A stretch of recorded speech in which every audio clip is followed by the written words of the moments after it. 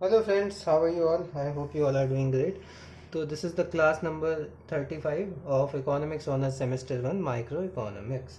जल्दी आपका कोर्स पूरा ख़त्म होने वाला है, तो अब तक जितना भी कराया है उसे रिवाइज कर लीजिए। प्लेलिस्ट बना दी है, उससे ऐसे 1 2 3 4 नंबरिंग कर रखिए, तो वहाँ से जाके आप रिवाइज कर सकते हैं। ठीक है, और अगर आपको पसंद आए तो अपने कॉलेज के अनऑफिशियल ग्रुप्स वगैरह में भी फॉरवर्ड कर सकते हैं। जिन्हें कॉलेज के लेक्चर समझ नहीं आ रहे या कुछ भी दिक्कत है तो वो यहाँ से हेल्प ले सकते हैं, और मुझसे भी पूछ सकते हैं पर्सनली, मेल के द्वारा या कमेंट के द्वारा, अगर कोई आपका डाउट वगैरह है। तो आइए इस वीडियो में हम पढ़ लेते हैं कि डेड वेट लॉस क्या होगा इन केस ऑफ मोनोपोली, या उसे वेलफेयर कॉस्ट आप कह लीजिए। तो सबसे पहले मैं टेबल बना लेता हूँ। टेबल में क्या लिखूँगा? सबसे पहले ये आपका कंज्यूमर सरप्लस हो गया, यहाँ लाइन दे देते हैं।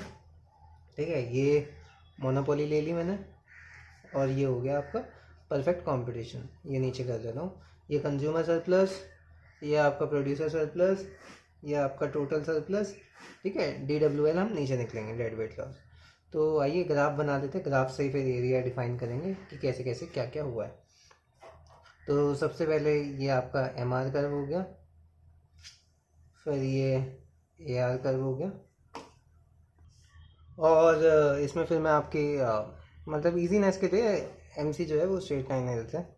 MC हो गया, वैसे ही सप्लाई कर। ठीक है, और अब एक क्वेश्चन चलो आपसे भी, क्या कहते हैं, जो MR कर्व है ये आपका कभी जीरो या नेगेटिव हो सकता है? तो ये आप मुझे कमेंट सेक्शन में बताइए। ठीक है, और बताइए अगर पिछले उसमें मैंने गलती करी है इसे नेगेटिव ले जाके या जीरो ले जाके, तो ये मुझे कमेंट सेक्शन में जानना है कि can MR curve can be negative और जीरो। ठीक है, तो इसका आंसर मैं देखता हूँ कौन देता है।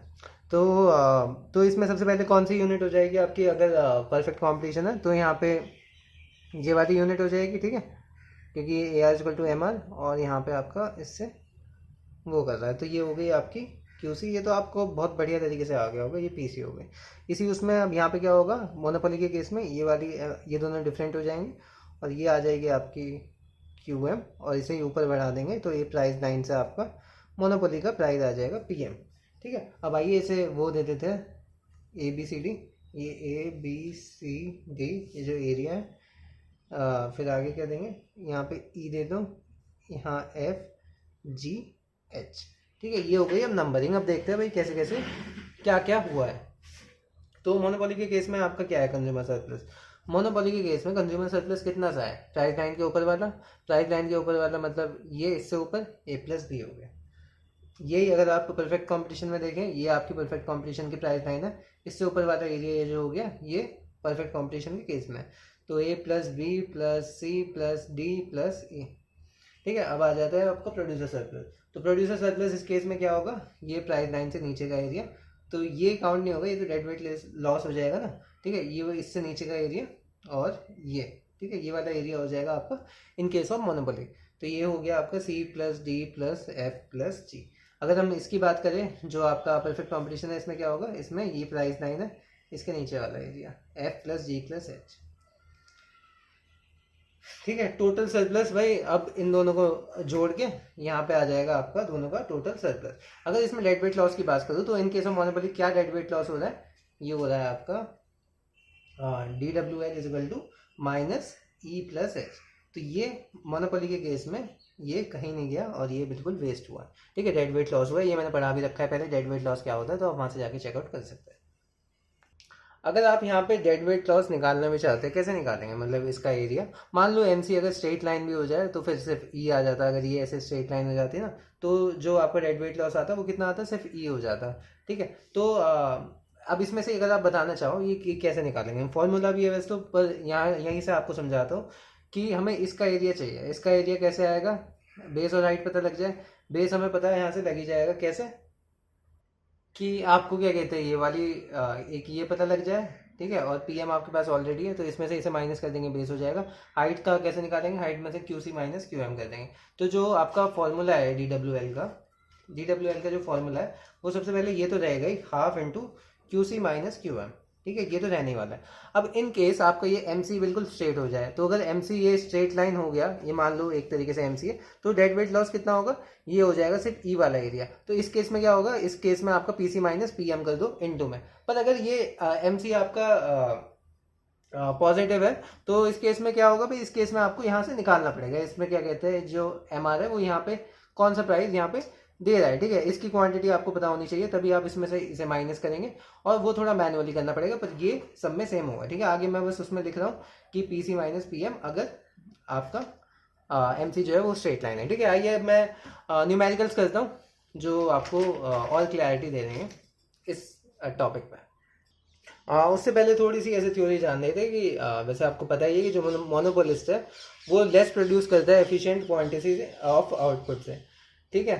तो और जो एफिशिएंट क्वांटिटी ऑफ आउटपुट है वो किससे डिटरमाइन होती है, डिमांड और सप्लाई कर्व के इंटरसेक्शन से, और एफिशिएंट क्वांटिटी पे जो आपका टोटल सरप्लस है वो मैक्सिमाइज होता है, जिसका मतलब ये है कि value to buyer is equal to cost to seller, ठीक है। पर मोनोपोली में क्या होता है, प्राइस जो है वो एमसी के अबव होता है, ठीक है। तो एफिशिएंट क्वांटिटी ऑफ गुड्स जो होती है वो प्रोड्यूस नहीं हो पाती, तो जब एमसी के ऊपर वो चार्ज करता है जो, तो उसमें से जो कुछ पोटेंशियल कस्टमर्स होते हैं वो जो जिनके लिए जो गुड को ज़्यादा वैल्यू करते हैं एमसी से, वो उसे क्या कहते हैं, परचेज नहीं कर पाते, जिसके कारणवश जो आपकी इनएफिशिएंसी हो जाती है मार्केट में, ठीक है। और जो इनएफिशिएंसी होती है वो किससे मेजर होती है, वो आपका डेड वेट लॉस से मेजर्स होती है due to inefficient quantity produce by the monopolist, ठीक है। ये सेम है जो आपने DWL dead weight loss cost by tax के कारण में पढ़ा था, वो सेम है, ठीक है। और हाँ, कॉन्सेप्ट वैसे सही है।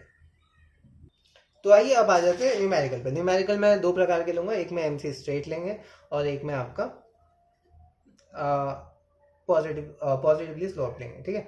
तो सबसे पहले क्या हो जाएगा, सबसे पहले ये ले लेते हैं graph, price is equal to 72 minus 3Q, और आपकी एमसी क्या ले लेते हैं, एमसी चलो मान लो 18 दे रखी है, फिक्स स्ट्रेट लाइन हो जाएगी आपकी।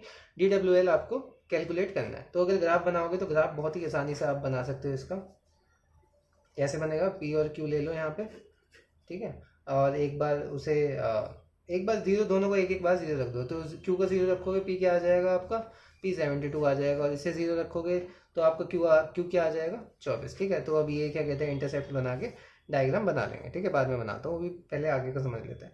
तो अगर मान लो परफेक्ट कॉम्पिटिशन है, परफेक्ट कॉम्पिटिशन में आपको बताया कि जो प्राइस है वो AR के इक्वल होता है, और कंडीशन क्या हो जाती है, MC इक्वल टू MR, ये पूरी कंडीशन हो जाती है, ये इक्वालिटी होती है आपकी परफेक्ट कंपटीशन के अंदर। तो अगर ये दोनों आप इक्वल रख दोगे तो इसका जो आंसर आने वाला है, प्राइस 18 आ जाएगा, क्यू 18 आ जाएगा in case of perfect competition. पर अब आना है हमें मोनोपोली कंपेयर, हमें ये इसलिए निकालना पड़ रहा है क्योंकि जो DWL निकालेंगे उसके लिए आपको PC और QC जो कॉम्पिटिटिव मार्केट में प्राइस है वो निकालने ज़रूरी है, तभी आप वो फॉर्मूला लगा पाएंगे हाइट इंटू बेस वाला, ठीक है। अब आ जाते हैं मोनोपोली, अंडर मोनोपोली। तो मोनोपोली में क्या कंडीशन है भाई, MR इक्वल टू MC, ये दोनों इक्वल नहीं होते, AR और MR। तो इसमें अब क्या करोगे, पहले आपको MR निकालना पड़ेगा। MR कैसे निकलेगा भाई, ये दे रखा है आपको। अब MR निकालने के लिए क्या करते हैं, ठीक है, प्राइस फंक्शन दिया हुआ, तो इसे क्वांटिटी से अगर मल्टीप्लाई कर दूँ मैं पूरे को तो क्या आएगा, TR क्या होता है वैसे, P इंटू क्यू होता है, ठीक है। अब इसे मैं पूरे को Q से मल्टीप्लाई कर दूँ, 72 माइनस 3Q इंटू क्यू, ये आपका क्या आ जाएगा, 72Q माइनस 3Q स्क्वायर, ये आपका TR आ जाएगा। अब TR से MR कोई भी बच्चा निकाल सकता है, इसे आप डिफ्रेंशिएट कर दो, ये क्या होगा, ये 72 हो जाएगा, यहाँ से माइनस 6Q, ठीक है। तो ये आ गया आपका MR। MC आपको दे रखा है, इसे इक्वेट डायरेक्ट आप MC के कर दो तो आपका क्या आ जाएगा, QM आपका 9 आ रहा है और PM आपका 45 आ रहा है, ठीक है। तो ये दोनों हमें क्वांटिटी आ गई। अब जैसा कि हमें पता है जो MC है वो आपका स्ट्रेट लाइन यहाँ पे 18 पे दिया हुआ है, ठीक है। मैं ग्राफ भी बनाना चाहूँ तो अब बना सकता हूँ। ग्राफ में कितने का इंटरसेप्ट आया था आपका, सबसे पहला AR का देख लो, AR पे यहाँ पे 72 था और यहाँ पे आपका 24, तो इन दोनों को जोड़ दो तो ये तो आपका AR कर्व आ जाएगा, ठीक है। अब AR में यहाँ पे ये कौन सी क्वांटिटी आई है, Q 18 आनी है, तो ये आपकी QC आ जाएगी जब ये AR कर्व है और ये आपका MC कर्व है, इन दोनों को इक्वेट करके ये वाली क्वांटिटी आ रही है और ये वाले आपका प्राइस आ रहा है, ठीक है। अब पर MR कर्व की बारी आ जाती है। MR आपका कैसे बनेगा, मतलब ये कौन सा कहाँ गया, हाँ ये वाला कर्व बनाना है। अब इसके इंटरसेप्ट क्या आएंगे, ये 72 तो आएगा ही, एक तो 72 आएगा ही, और दूसरा उसे जीरो रख दोगे तो क्या हो जाएगा आपका 72/6, 72/6 आपका हो गया 12, तो 12 का आएगा तो 18 से पहले आएगा, यहाँ पे 12 ले लेते हैं, तो यहाँ से आप अपना MC निकलवा दो, वो सॉरी MR, ठीक है, यहाँ से एम आर निकलवा दिया, तो ये आपका क्यू एम आ गया। क्यू एम आपका कितनी आई है 9, और यहीं से आपका प्राइस कितना आ जाएगा 45। अब यहाँ पे अगर डेड वेट लॉस देखो तो ये वाला एरिया जो है आपका डेड वेट लॉस है।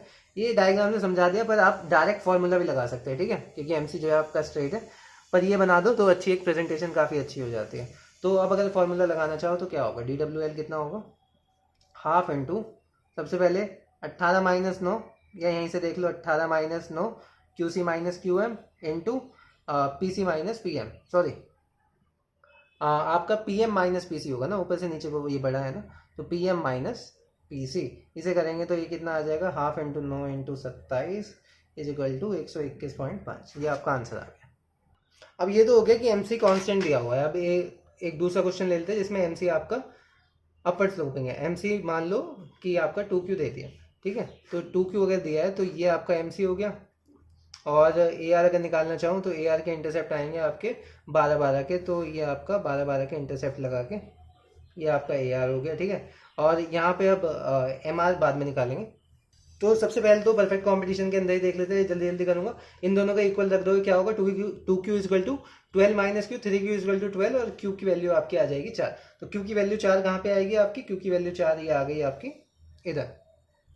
अब आ जाते हैं, और P की वैल्यू क्या आएगी इसमें, Q की 4 आ गई, तो P की आपकी इसमें रख दो, Q की 4 है तो P की आपकी वैल्यू आ जाएगी 12 माइनस 4 8, तो ये वाला आपका आ गया 8, ठीक है। अब आ जाते हैं जल्दी से मोनोपोली में। मोनोपोली में क्या होगा, पहले टी आर निकाल लो, इसे क्यू से मल्टीप्लाई करो, 12Q माइनस क्यू स्क्वायर, इससे जिससे आपका एम आर क्या आ जाएगा 12Q माइनस 2Q, ठीक है। तो ये लिख लेता हूँ, चलो 12Q माइनस 2Q। अब इसे अगर किसके इक्वेट करोगे, एमसी के इक्वेट कर दोगे, तो ये इज इक्वल टू 2Q में रखोगे 4Q हो जाएगा, और Q की वैल्यू क्या आ जाएगी आपकी 3, ये 3 उस फंक्शन में रखोगे तो कितना आ जाएगा आपका प्राइस, आपका आ जाएगा 9, और आपके एम आर के जो इंटरसेप्ट है वो आएंगे 12 और 6 के, तो ये कुछ इस प्रकार से आ जाएगा, ठीक है। ये 6 आ गया यहाँ पे। अब यहाँ पे ये वाली आपकी क्वांटिटी आई है 3 की, और प्राइस आ गया आपका 9 का, ठीक है। और यहाँ पे अब क्या कहते हैं, आप ये 3 की वैल्यू इसमें रख दी, यहाँ पे क्यों नहीं आएगा, सॉरी, हाँ, तो 12 माइनस 2 इंटू 3 कितना हो गया आपका 6, और ये आ जाएगा आपका 6। अब यहाँ पे बस इसका एरिया निकालना है, तो क्या आ जाएगा डी डब्ल्यू एल, ये 9 में से 6 माइनस करो कितने हो गए, तो ये हो जाएगा आपका 3, और ये हो जाएगा इंटू 1, 4 माइनस 3, तो आपका 3/2 आ गया आंसर। तो ये था आज की क्लास में, ये हमने मोनोपोली फिनिश कर लिया। नेक्स्ट क्लास में हम देखते हैं नेचुरल मोनोपोली वगैरह, उन सबसे स्टार्ट करता हूँ। तो thank you guys for watching this video, I will meet you in the next video, till then good bye and keep studying hard.